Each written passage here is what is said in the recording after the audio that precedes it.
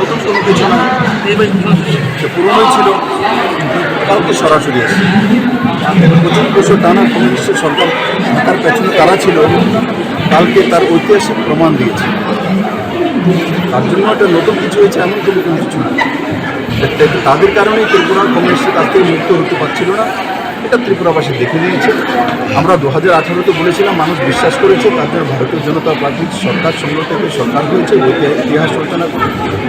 এবং কালকে যেটা ঘটেছে সেটা মানুষ জানতো, কিন্তু উইথ প্রুফ কালকে মানুষ জনসমক্ষে চলে এসছে। ওর গীতাতে লেখা আছে, যা হয় ভালোর জন্য হয়, ও যা হয় কল্যাণের জন্য হয়। এটা নিশ্চিত কল্যাণের জন্য হয়েছে, আগামী দিনে সেটা প্রমাণিত।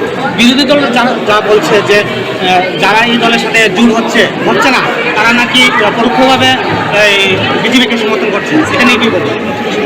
আর দলকে সিপিএম, কংগ্রেস আর তৃণমূল তো তৃণমূলই এখানে, বাকি কংগ্রেস তো পোস্টার আছে, আর বাকি সিপিএমের অন্তিম যাত্রা। তার জন্য কাউকে আমি ছোটো করে দেখি না, প্রত্যেকের ডেমোক্রেসিতে অধিকার আছে, কিন্তু রাজনীতিতে একটা নীতি থাকে, নৈতিকতা থাকে।